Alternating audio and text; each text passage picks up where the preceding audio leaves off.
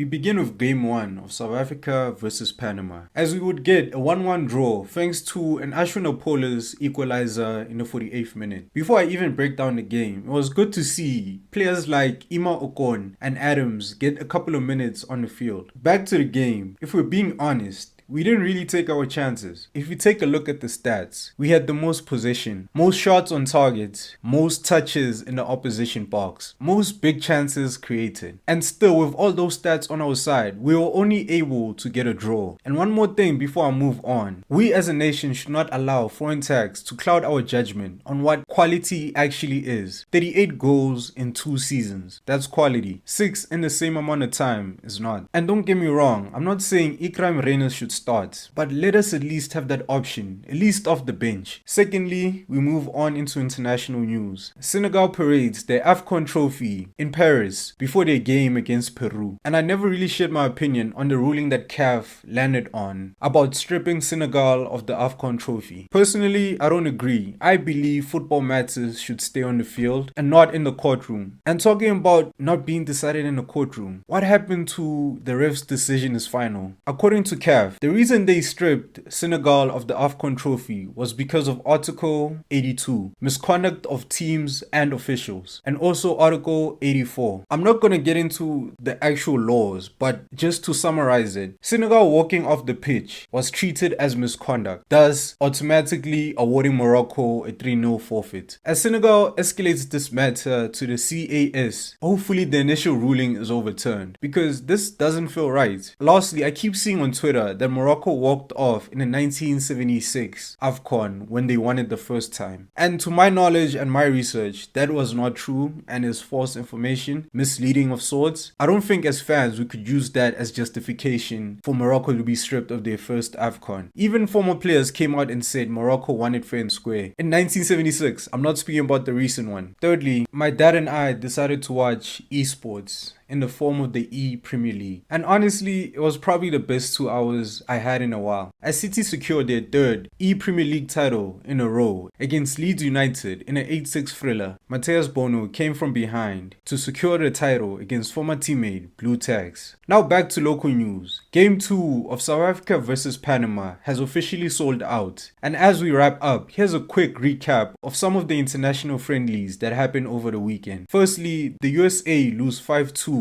against Belgium, while Argentina secures a 2-1 victory against Mauritania. France continued to look strong in a 3-1 victory over Colombia, with Due grabbing a brace and Mexico playing a goalless draw against Portugal. And with that, it's been the core of football this past weekend. Catch you all next time.